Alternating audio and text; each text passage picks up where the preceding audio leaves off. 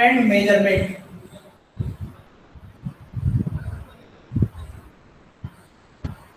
ये आपका एनसीईआरटी के अकॉर्डिंग लेसन नंबर 2 आ गया।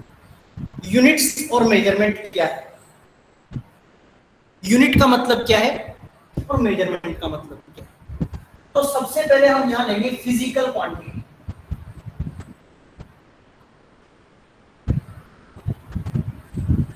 फिजिकल क्वांटिटी क्या होती है, how do you define the physical quantity. Physical quantity का मतलब एक quantity, a quantity which express the any law of physics। एक ऐसी क्वांटिटी जो किसी भी फिजिक्स के किसी भी लॉ को एक्सप्रेस करती है या फिजिक्स के किसी भी टर्म को एक्सप्रेस करती है, that is called as physical quantity. नाम आया ना, देखिए फिजिकल क्वांटिटी, फिजिकल वर्ड क्या है, ए क्वांटिटी विच एक्सप्रेस्ड और which expressed in terms of any physical law, that is called as physical quantity। तो ये सभी फिजिकल क्वांटिटीज जो हमारे पास है, इनको हम दो पार्ट्स में ब्रॉडली क्लासिफाई कर रहे हैं। एक करें फंडामेंटल क्वांटिटीज, फंडामेंटल क्वांटिटीज करते हैं, और एक होती है डिराइव्ड क्वांटिटीज।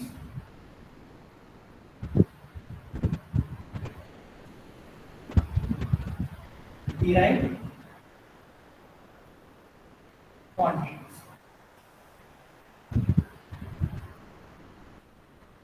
derived quantities।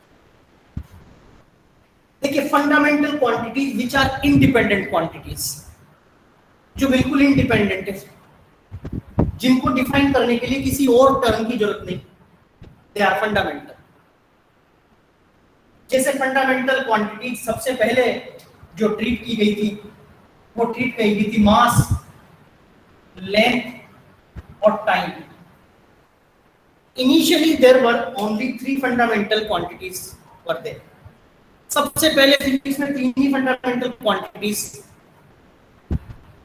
मानी गई थी, क्योंकि हमारी रिक्वायरमेंट भी पहले बड़ी मिनिमम थी ना भाई। आपकी रिक्वायरमेंट में पहले सबसे फंडामेंटल नीड आपकी क्या थी, सबसे फंडामेंटल नीड पहले पर्सन की क्या डिस्कस की जाती थी, रोटी कपड़ा और मकान, है ना। रोटी चाहिए, कपड़ा चाहिए और मकान चाहिए। फिर धीरे धीरे हमारी आवश्यकताएं बढ़ने लगी, तो हमें ट्रांसपोर्टेशन की जरूरत पड़ी, हमें कम्युनिकेशन की जरूरत पड़ी, हमें डॉक्टर्स की जरूरत पड़ी, बहुत सारी चीजों की हमें जरूरत पड़ी। वैसे ही फिजिक्स में भी फंडामेंटल क्वांटिटी पहले केवल 3 थी, मास, लेंथ और टाइम। पर बाद में देखा गया कि केवल मास, लेंथ और टाइम से सारी फिजिक्स की क्वांटिटीज को डिराइव नहीं कर सकते। बहुत सारी ऐसी क्वांटिटीज है जो इनसे डिराइव नहीं होती। इसीलिए फिर फंडामेंटल क्वांटिटीज की संख्या बढ़ाकर 7 कर दी गई। कितनी कर दी गई? 7 कर दी। और जब तक उस क्वांटिटी का मेजरमेंट नहीं हो जाता, जब तक वो क्वांटिटी अपने आप में क्या है, इनकम्प्लीट है। तो किसी भी क्वांटिटी को मेजर करने के लिए उसके साथ उसका मेजरमेंट जो करेंगे, उसका मेजरमेंट करने के लिए हमें एक और चीज की जरूरत पड़ेगी, that is called as unit. Means any physical quantity can be expressed as NU, where N is the number and U is its unit। किसी भी फिजिकल क्वांटिटी को एक्सप्रेस करने के लिए दो चीजों की जरूरत है, N for number, U for unit.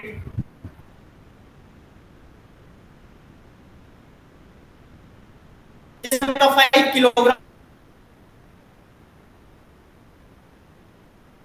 की, 5 ग्राम की, तो देखिए किलोग्राम, ग्राम, मीटर, सेंटीमीटर, सेकंड, मीटर पर सेकंड कर दिया, तो इन सबसे क्वांटिटी चेंज होती जा रही है। तो किसी भी फिजिकल क्वांटिटी को जब हम एक्सप्रेस करेंगे तो लिखेंगे NU, where N stands for number and U stands for its unit।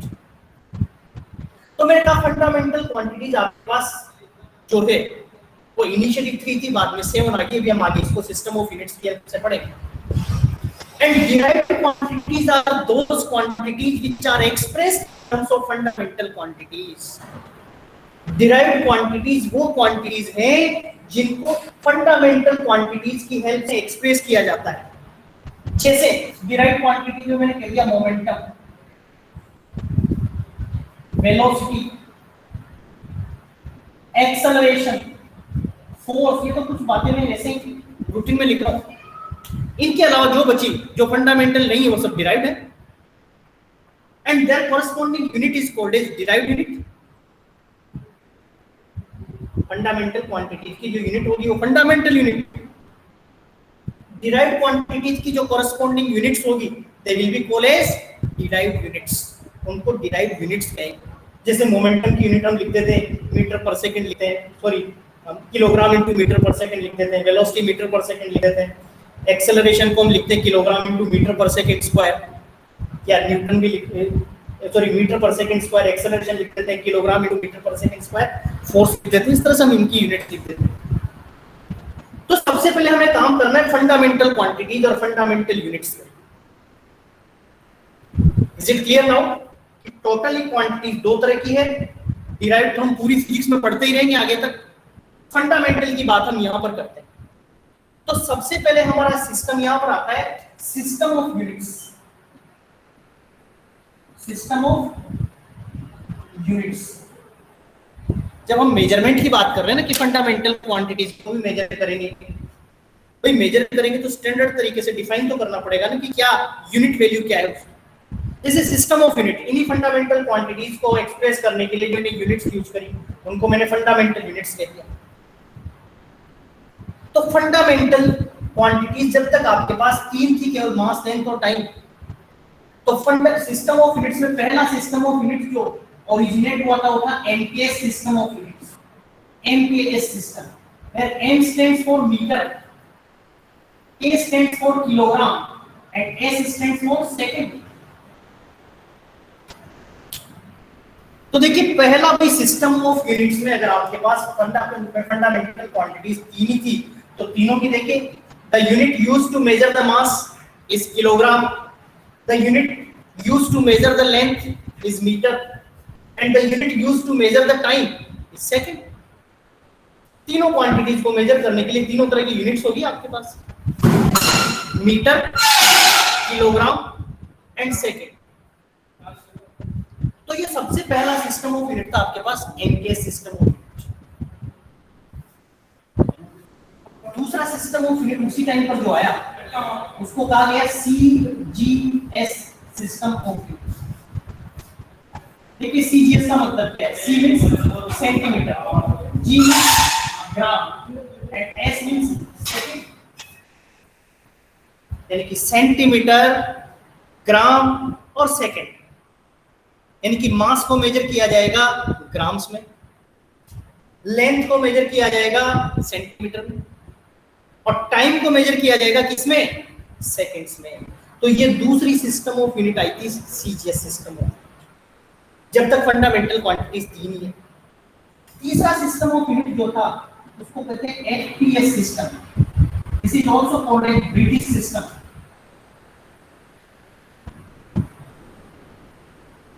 This is also called a British system of unit, अभी भी ये यूज किया जाता है। और देखिए कन्वर्जन तो आप जानते हैं, 1 किलोग्राम में 1000 ग्राम होता है, 1 मीटर में 100 सेंटीमीटर होता है, यानी कि एमकेएस को सीजीएस में कन्वर्ट करने में आपको कोई तकलीफ नहीं है, कोई दिक्कत नहीं। Here FPL is F means foot, P means pound और S for second। तो देखिए एक चीज बड़ी कॉमन आ रही है तीनों सिस्टम ऑफ यूनिट में, फंडामेंटल क्वांटिटीज तीन ही है, तीनों में भी टाइम का यूनिट सब में सेम है, सेकंड्स, जबकि मास और लेंथ का चेंज हो रहा है। तो एफपीएस सिस्टम में जो मास का मेजरमेंट है किसमें किया जाता है? पाउंड में, पाउंड पाउंड, और लेंथ इज फुट या फीट भी हम कह देते हैं। तो देखिए 1 पाउंड कितना होता है? 1 पाउंड की एग्जैक्टली वैल्यू होती है 453.6 ग्राम, और 1 फीट जो है जो कह रहे हैं ये होता है 30.48 centimetre, that is standard 1 foot. हमने थोड़ा इसको अपभ्रंश कर रखा है, हमने थोड़ा अपने हिसाब से डिजाइन कर रखा है। हमारे यहाँ पर पाउंड्स में पाउंड में बहुत कम वैल्यूज आती है, बहुत कम वैल्यूज आती है जिनको पाउंड्स में मेजर करते हैं। वूल, सर्दी के दिनों में वूल मेजर होती है। फुट हमने 30 सेंटीमीटर का फुट बना रखा है, स्केल जो हमारा मेजरमेंट स्केल। एग्जैक्टली ये होता है। तो देखिए initially there were only 3 fundamental quantities and the units corresponding to 3 fundamental quantities are like this in the different system of units। जो हमने different system of units design किया उस टाइम पर जो किया उसमें इनको मेजर किया गया इस तरह से different system of units, but later it was found that these 3 fundamental quantities are not sufficient to express the certain laws of physics। So the new system of units was devised and it is called as SI system of units। एक नया system of units वहां पर originate हुआ और उस नए system of unit का नाम क्या दिया गया? एसआई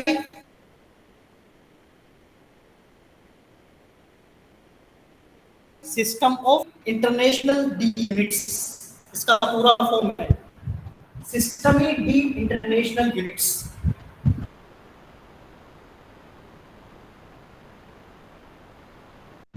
तो एसआई सिस्टम ऑफ यूनिट्स का यहां से नया originate and in the SI system of units fundamentally आपके पास 3 फिजिकल क्वांटिटीज तो थी, मास लेंथ और टाइम, उनकी यूनिट्स भी थी आपके पास।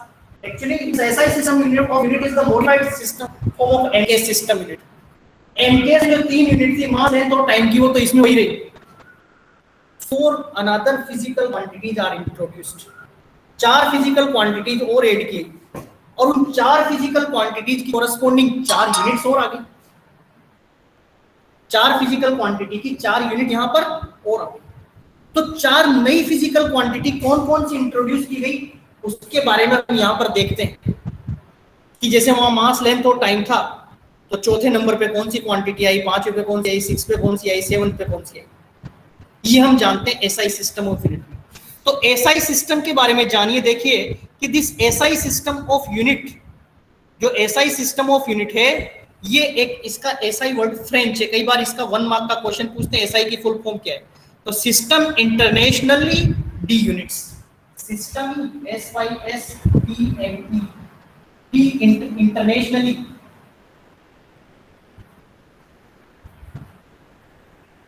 System internationally D units, that is the full form of SI system, that is French in the French. तो देखिए कौन कौन सी 7 यूनिट्स आई, 7 क्वांटिटीज आई। सबसे पहले हमने कहा मास जो था चला रहा, ये किलोग्राम में मेजर किया गया। Length was again measured in metre, time was again measured in second. 3 में तो कोई दिक्कत ही नहीं, यहां तक तो ठीक था।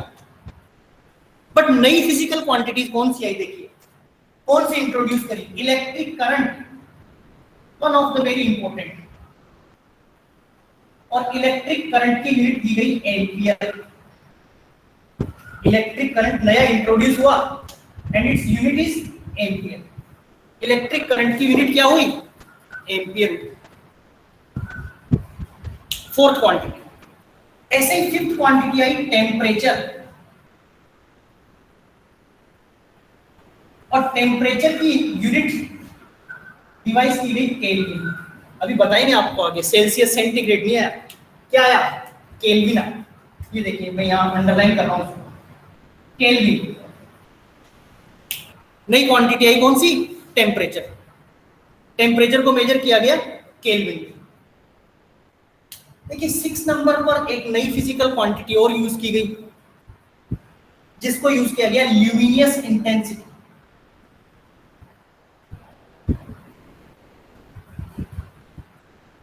ल्यूमिनियस इंटेंसिटी, और इसकी यूनिट यूज हुई कैंडेला। जरा मैं ब्रीफली बता दूं तुम्हें कि ल्यूमिनियस इंटेंसिटी का मतलब क्या है। हमारे पास ये ल्यूमिनियस इंटेंसिटी लाइट की इंटेंसिटी के फॉर्म में। 1 कैंडेला क्या होगा ये अभी बाद में डिस्कस करेंगे। इंटेंसिटी समझिए लाइट की इंटेंसिटी, जैसा लाइट का बल्ब जल रहा है, CFL जल रहा है, एलईडी जल रहा है। और 7th किया गया amount of substance. Amount of substance, और इसकी यूनिट यूज की गई मोल, अमाउंट ऑफ सब्सटेंस, और इसको किसमें मेजर किया गया? मोल में। इसको मेजर करने के लिए यूनिट जो यूज की गई that is mole, amount of substance. Hence in this SI system of unit, system ही इंटरनेशनल डी यूनिट्स, जिसको हमने कहा modified form of MKS system of units आ गया। इसमें फंडामेंटल क्वांटिटीज 3 से बढ़कर कितनी हो गई? 7, और उन 7 की यूनिट्स भी हो गई। अगला टारगेट हमारा रहेगा what is standard 1 kilogram, what is standard 1 metre, what is standard 1 second. भाई अभी तो हम यूज कर रहे हैं, पर ये कहां से आया? इनके लिए देखिए international bureau of weights and measurement है, जो फ्रांस की राजधानी पेरिस में एस्टेब्लिश्ड है। वहां से सब कुछ हमारे पास डिसाइड होता है कि 1 किलोग्राम का ये स्टैंडर्ड मेजरमेंट है, 1 मीटर का ये है, 1 सेकंड का ये है, 1 एम्पियर ये है, 1 केल्विन है, 1 कैंडला है, 1 मोल है। तो एसआई सिस्टम ऑफ यूनिट्स जब हमने देखा, तो in SI system of unit the 7 are the fundamental quantities and corresponding their units are called as fundamental units। उनकी corresponding units का नाम क्या दे दिया गया? fundamental unit दे दिया गया। But later on it was found that some more is required to introduce the certain set of physical quantities again। अभी भी कुछ physical quantities ऐसी है जिनका नाम हम derived quantities कह रहे हैं, उनको डिफाइन करने के लिए 7 भी कम पड़ रही है। बोले क्या करें, 5वां सिस्टम ऑफ यूनिट और इंट्रोड्यूस करें क्या? कि नहीं नहीं बहुत ज्यादा हो जाएगा, स्टूडेंट्स को बड़ी दिक्कत होगी ऐसा करने। तो फिर क्या किया जाए? तो फिर क्या किया जाए? तो उसके लिए देखिए क्या किया गया, इसी में 7 तो फंडामेंटल यूनिट्स कह दी गई और 2 और यूनिट्स दे दी गई सप्लीमेंट्री यूनिट्स।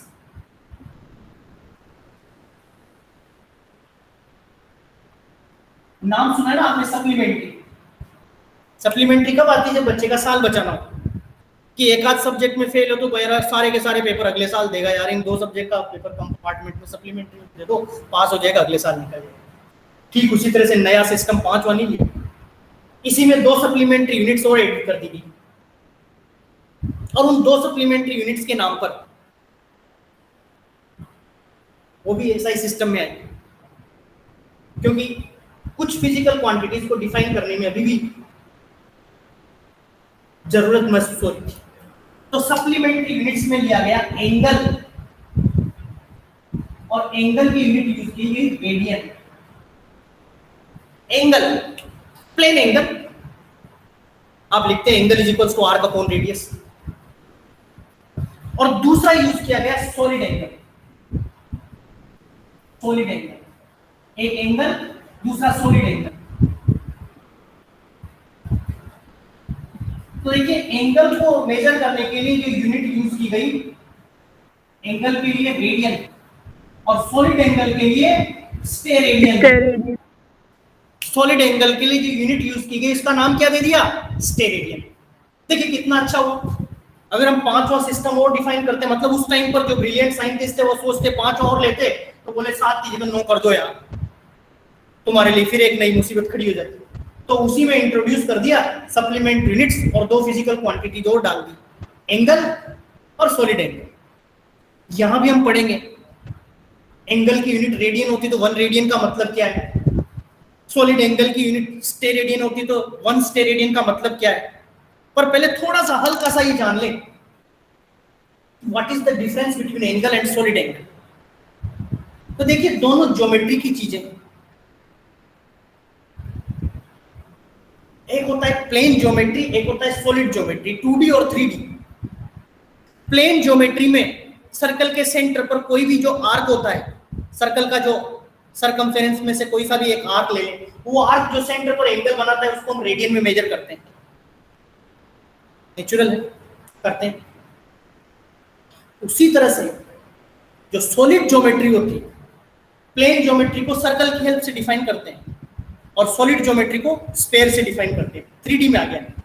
तो स्फेयर का जो सरफेस है, आउटर सरफेस है, वहां से अगर हमें एक पार्ट ले लें, वो पार्ट सेंटर पर जो एंगल बनाएगा that is called as steradian. उस एंगल का नाम हमने क्या दे रखा है? स्टेरेडियन। तो ये सेट ऑफ यूनिट्स आप समझिए, this is the SI system of unit.